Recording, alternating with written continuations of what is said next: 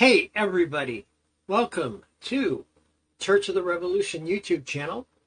Here at the Church of the Revolution, we say Jesus was a communist. Whatever else you may believe about Jesus, we believe here that he was a communist. You don't have to believe he was God. You don't even have to believe he literally existed, although we recommend you do. But even if you don't, what you have to believe is that the story of Jesus is a communist story. I am Charlie, the one and only commie preacher. I have Googled, looked for other commie preachers. There have been preachers who were communists, but most of them would not call themselves commie preachers. So I think my trademark is safe. And isn't that a capitalist move, right? Okay. So you may be wondering, if you are a follower of my channel, especially if you followed me way back in January when I posted the first Jesus Made Me a Communist video, which is my most popular video on the channel. You may be wondering where I've been. I was posting videos all through January, February, and March, and then April, May, and now we're into June, and I did very little. Life just got complicated. I had an emotional crisis at one point, which is resolved. I'm pretty stable emotionally. I got my medications right where they ought to be. Maybe one or two of them need to go up a little, but I'm talking to my psychiatrist on Monday, so we'll hopefully fix the problem. Now, some of you are saying, he just admitted he sees a psychiatrist. He must be crazy. That's an insult. That's ableist. I am not crazy. I have mental health struggles. In fact, I've never met anyone who had perfect mental health. Everybody I've ever had a conversation with, within minutes, I'm like, there's some emotional baggage there, some serious emotional baggage in nearly everyone I've ever met. And the reason for that is because we live under the threat of the ongoing cataclysm, or the oncoming cataclysm, which is an emerging from the ongoing domination by the systems of death. That is what we preach here. We preach that Jesus was a communist. We preach that we are against the death systems and their oncoming cataclysm. And we preach that the way we overcome the oncoming cataclysm is through the eightfold revolutionary path. So that's what I'm going to talk about. What is the eightfold cataclysm? The oncoming eightfold cataclysm, and it is eightfold because otherwise, why would we need an eightfold revolution? Because there is an eightfold cataclysm coming. If you're here for the first time, please click like. Please set your notifications for all my videos so that you get them as soon as they come out. If you like what you see, look at my other videos. What Jesus Made Me a Communist, Was Jesus a Communist, and the various other videos that I'm posting, as well as the new content that I'm planning over the next few months. Please like, subscribe, get those notifications, and consider supporting me on Patreon. Go in my video info, there is a link to my various platforms, most of which is YouTube, but I also have a Facebook group, a Facebook page. I have a Twitter, and I also have a link, not a LinkedIn, and a link tree. And on the link tree, you will find my mostly dormant TikTok account. I may get back to that too. That kind of went about the same time as my YouTube creation dropped to nothing. Church of the Revolution is a hybrid or multi-platform ministry. We are aiming at the online community, but we're also planning in-person events. You are welcome to invite me to come to your town or your city, provided you can help, defray travel expenses. I will come to your town and do a presentation, lead a seminar, whatever, in the Church of the Revolution, in Jesus being a communist, in the eightfold revolutionary path, and against the oncoming cataclysm of the eightfold death systems. So today I'm going to unpack the cataclysm.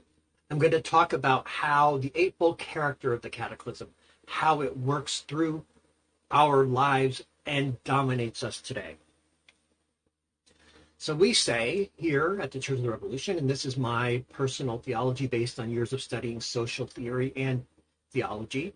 I have a master's of divinity. I am a minister. You may call me your comrade pastor. I am having an ordination in July, and after that, you could call me your reverend comrade, but that's in the future. The eightfold oncoming cataclysm. What is it? First of all, it is ecological ecocidal. It is the destruction of life on Earth. We have a climate change catastrophe. We have a ecosystem destroying catastrophe where rainforests are being wiped out and other ecosystems that are delicate and fragile but necessary and important to the life on Earth. The planet itself is being, the surface of the planet where living creatures are, including the oceans, is being destabilized by industrial production, industrial waste, and industrial climate change, fossil fuel burning and polluting the atmosphere and raising the temperature of the Earth. So the first part of the oncoming cataclysm will be ecological. And what will happen with an ecological cataclysm? The glaciers will melt. The North Pole will melt. The South Pole will melt. Huge chunks of ice are falling off of the poles, even as we speak, and raising the level of the water in the oceans. This means that cities like Miami, cities like Los Angeles, cities like Boston, as the ocean level rises, those cities will become flooded. It won't happen overnight, but it will happen. The coastal areas in particular major cities around those coastal areas will be devastated and harmed by this ecocidal climate catastrophe if we don't get our eightfold revolution going so that we can put an end to it. The second aspect of the death systems that are part of this oncoming cataclysm is white supremacy. What is white supremacy? Many people talk about, oh, it means I'm racist. That's not quite what it means. White supremacy emerged in history as a regime focused primarily in Western Europe, but also in parts of Eastern Europe, but primarily in Western Europe, France, England, Spain, and the Netherlands, the Dutch. All of these Western European nations began to conquer and for other parts of the world, in particular Africa. They drove into Africa and took over entire swaths of land, creating a series of nation states where there had not been nation states. You know, we talk about the destruction of the indigenous peoples of North America and South America, but there was actually a destruction of indigenous peoples, or at least an attempted destruction of indigenous peoples in Africa. And of course, we know the slave trade, the enslavement of African peoples and bringing them to the American continents, to North America, South America, the Caribbean, and so on. So white supremacy is that in which the white identified peoples of Europe enslaved the darker peoples and particularly Africans, but also indigenous people. And of course, indigenous people give rise to Hispanic, Latinx, brown people. So we have black, brown, indigenous, and then people of color, because Asians were also a target of white supremacy, although because the Asian societies were a little more robust and a little harder to reach, the Asian societies were largely not colonized. The main exception being India. India was in fact colonized by the English. So this global imperialist white supremacist project, centered primarily in countries like Britain and Spain and France, and to a lesser degree Germany and Belgium also had colonies around the world.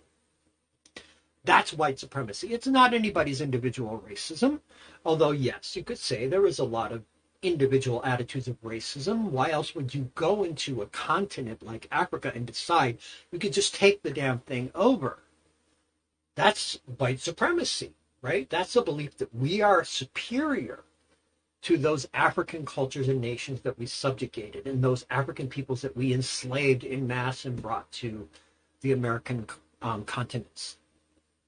And white supremacy is part number 2 of the ongoing cataclysm, and the oncoming cataclysm is going to be the eventual destruction of white supremacy, and I will get to that. And this is why we need an eightfold revolution, and one aspect of the eightfold revolution is a united front among black, brown, indigenous, people of color against white supremacy and their white allies.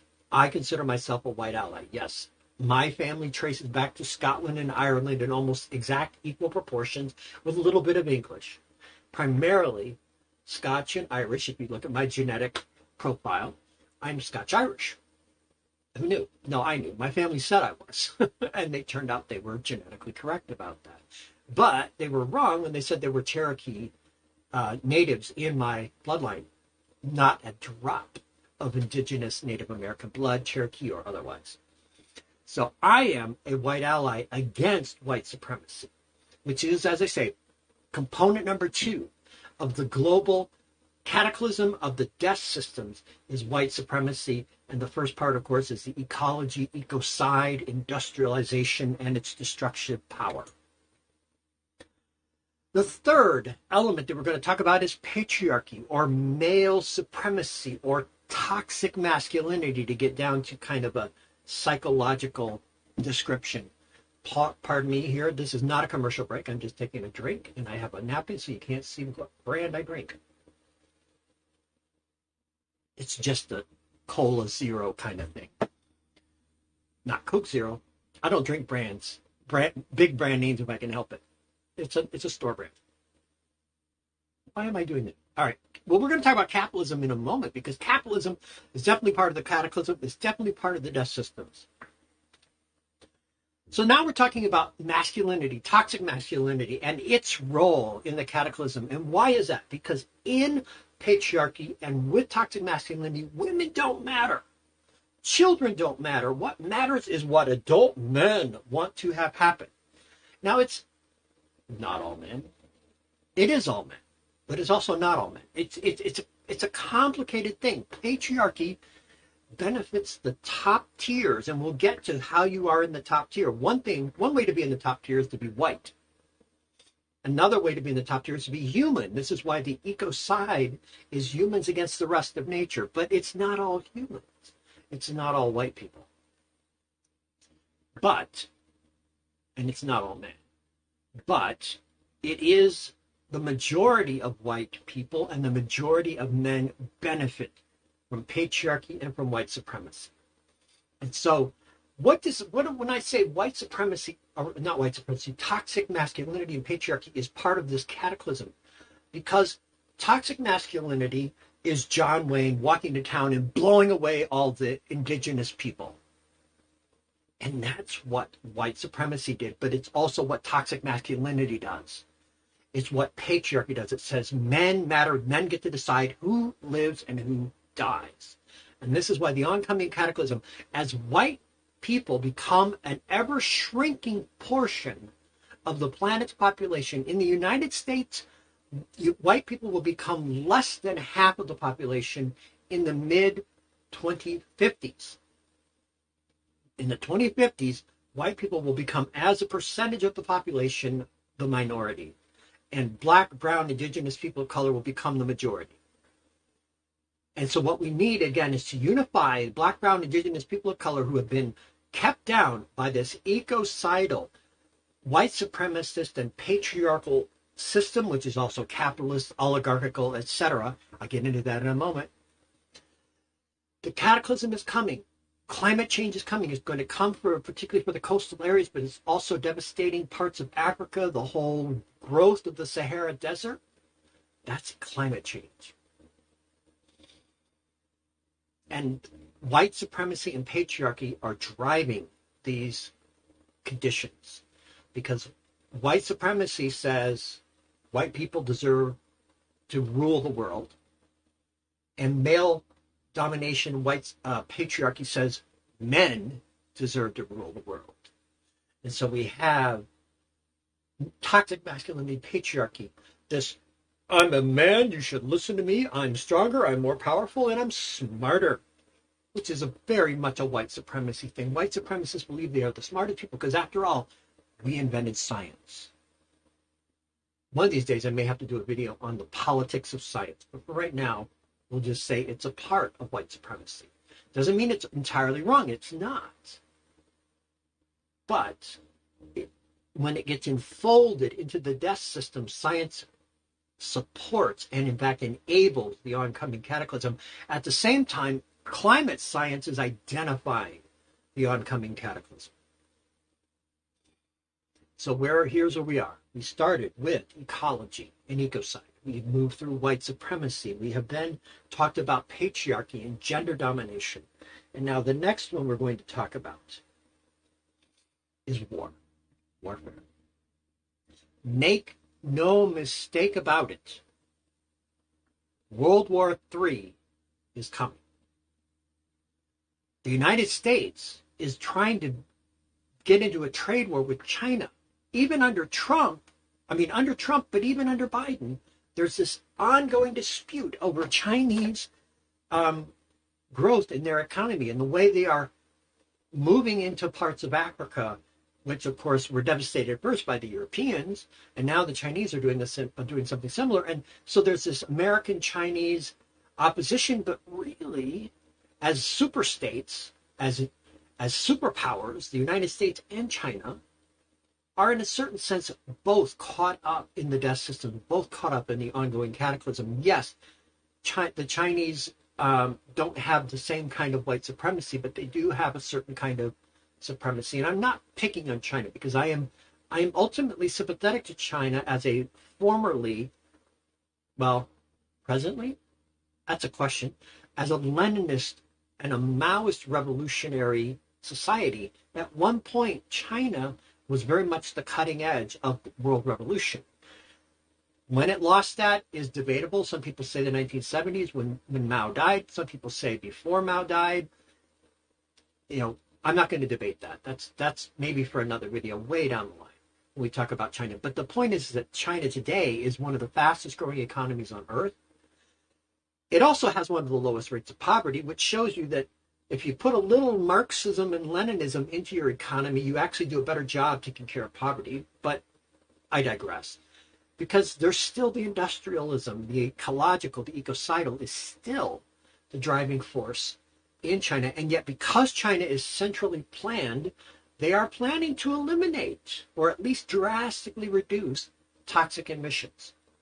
How successful they'll be is anybody's guess. And I would say it will require a revolution against the cataclysm for China itself to become a true partner in the revolution.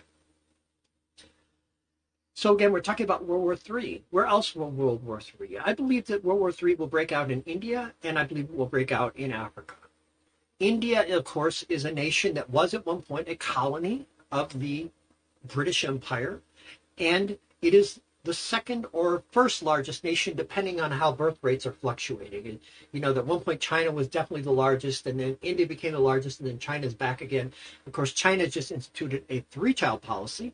They used to have a 1-child policy, then they came up with a 2-child, now they have a 3-child policy, and that is supposed to increase their population, which could push them back up into the #1 spot. I don't remember today whether it's China or India that's #1, but they're always right neck and neck. India is going to be a site of revolution. There are many revolutionary organizations working within China to try to overthrow the regime that is in charge. And the same, and the Philippines is another front in this war. And of course, Africa. The African nations are still, by and large, beholden to Western capitalism, even though they are, quote, independent, post-colonial or anti-colonial. But neocolonialism is a real thing. They're still subjugated to the norms of Western imperialism in a significant way, or at least neo-imperialism, neocolonialism. And so the war will break out over China, over China, Africa, and India, and the United States. And of course, war will spread. There will be war in South America. Brazil, with its whole neo-fascist regime under Bolsonaro, is a major player in Western capitalism right now, even though, here in the United States, you don't hear a whole lot about Bolsonaro in Brazil, but, Brazil has, and South America has had a number of reactionary regimes, as have most of South America, because the United States likes reactionary regimes. They help put them in power. So don't be asleep. Be awake and understand World War III is coming. And it will be something on the likes that will dwarf World War II, and it will dwarf the Cold War. It will be a new hot war. That is part of the oncoming cataclysm. So now we're going to talk about the economics. We're going to talk about capitalism. I am a communist. Jesus was a communist, and that means we're anti-capitalist. Now, was Jesus anti-capitalist? Because capitalism didn't exist in his day. He was essentially anti-slavery. Now, some people say Jesus never said anything about slave. But if you look at how many times he talks about the poor, the humble, who is he talking about? He's talking about slaves. He's talking about liberating the slaves. He even says, liberation to the captives in Luke chapter 4. Jesus was anti-slavery. So that was the primary economy under the Roman Empire, is the majority of people were slaves. There were proletarian craftspeople. They existed. And there were, teams and corporate production, but not on the level of modern capitalism in the ancient Roman Empire. And Jesus was a rebel against that. Capitalism is a relatively modern economic system, although it borrows from ancient economic systems. Capitalism is centered around banking.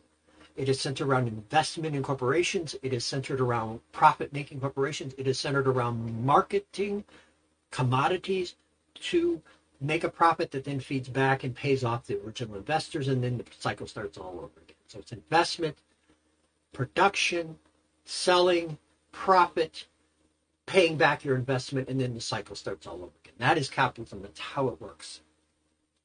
Everything else about capitalism is somewhat of a effect of capitalism and not the core system.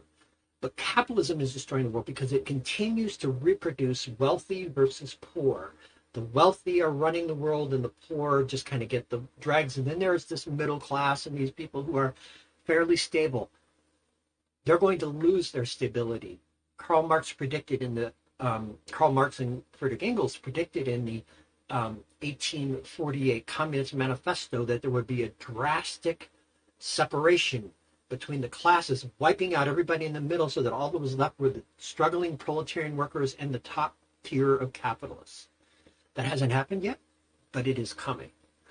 We noticed that during this pandemic year that we are just now coming out of, the poorer and the lower income people got poorer, and the billionaires and the trillionaires, I don't know if there are trillionaires, but there might be, they got richer, which is what they do anytime there's a crisis. So that's the economic aspect. Now let's talk about the religious aspect. After all, we are the Church of the Revolution. Why do I choose religion as a battleground, a central battleground? Because the largest percentages of humanity identify as religious. Christianity is the world's number one religion at around 33% of the planet. The Muslims are at around 25 to 30%, and they're gaining. Eventually, they will surpass the percentage of Christians. There will be more Muslims than Christians. And the third group, again, in the range, somewhere just around 30% or less, are the non-religious, mostly centered in Western Europe and North America, and Australia, for example. Any place that is thoroughly westernized has a lot of non-religious people. And so that is the third largest group. And so the Church of the Revolution is actually primarily we're addressing the Christians of the world. Secondarily, we're addressing the non-religious, especially the Marxists of the world, because Marxists tend to be non-religious, they tend to be atheists, and we're saying you need to form an alliance with left-wing Christians. So the Church of the Revolution is about forming an alliance between left-wing Christians and left-wing non-religious people, and said, let's work together for this revolution. Now, what about the Muslims? I am not qualified to preach Islamic socialism or communism. I know about it. I've read various things about it, but I have not dedicated my life to studying Islamic socialism or communism in the way that I have dedicated my life to studying Christian or Jesus-centered communism and socialism. So I stay in my lane. I believe that there is Islamic socialism and communism is coming, and as Islam moves, again, somewhere in the mid-21st century, the 2050s or so, Islam will become the world's largest religion. And if we haven't begun to organize Islam along revolutionary communist and socialist lines, the revolution will be much harder to win. What is the opposite of that? What is the death system of this socialist, communist religion and non-religion? Because I believe that secularity and religious people need each other. But what is the alternative? What is the anti-system, the death system that's at work? I call it religio-fascism. It is often based in religion. And let me tell you, atheists can be religio-fascists. I think Sam Harris and Richard Dawkins, with their Islamophobia, as well as their hatred of certain kinds of Christians, but they defend the West. Get it? They defend the West against the oncoming third world and lower and nations with different developmental stages, capitalist nations that are being absorbed into capitalism. They defend the West to say we should push our ideology of scientific materialism onto the entire world. Now, they're not Marxists. Marxism also believed in pushing a materialist ideology, but they, these new atheists, Dawkins and others, who defend reaction, social reaction in the name of progress, scientific progress, figure that one out. They claim, oh, we're doing away with mythologies, we're doing away with reactionary religion, but you're just substituting your anti-religion for religious dogma, and you're pushing it on the rest of the world that is highly religious, that is way more religious than the West, way more religious than North America, way more religious than Western Europe. And you're assuming that if you get rid of the religion, you're solving the problem. You're not solving the problem if you're not attacking capitalism, if you're not attacking the ruling class, the death systems that are on top, which are primarily in Western Europe and North America. So religio-fascism, which we saw, of course, Hitler's fascism and Mussolini's fascism and even Japanese fascism, all those fascisms are going to come back. They are already coming back. And Trump, in a certain sense, was a kind of fascism. He was a bad fascist. He wasn't very good at it. Thank God he wasn't very good at it, because we were able to vote him out in 4 years. But that doesn't mean that a worse fascist might not succeed better at mobilizing the reactionary forces within our society to clamp down. And that's when the Eightfold Revolutionary Strategy comes into play. Now, the next piece that I'm going to talk about here is, I call it sexuality, but it could just as much be the erotic, the affective, the emotional part of our lives. This has to do with whether we are oriented primarily around love or primarily around hate and fear and domination. The world is running itself, because we are patriarchal, because the world is dominated by patriarchy and white supremacy. The erotic orientation of the world is towards men on top, women on the bottom, and LGBTQ people below women. So we have this hierarchy of relationality, of love, of bonding. We tend to think that love is a private, personal decision. But the fact is, and I'm speaking as a man who's in my late 50s, and I could never have chosen to be gay. I was born straight as far as I know.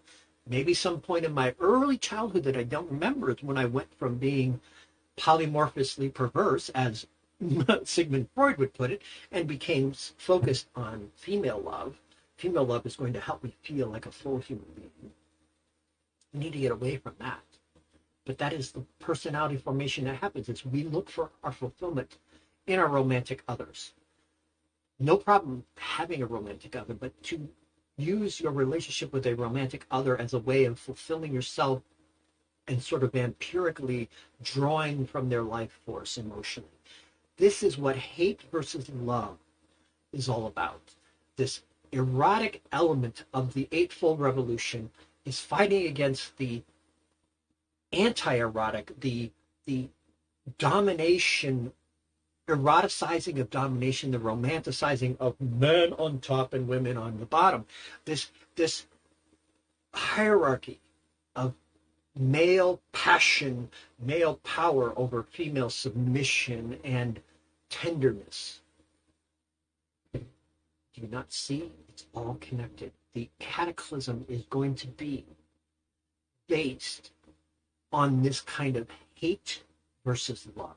And so what we need to develop is a system of universal love, a system of polyamory in a certain sense, which means loving many people and loving everyone, and universal love. I have a parishioner in the church that I serve who said, don't tell me you have to love the whole world. And I said, well, you're misunderstanding.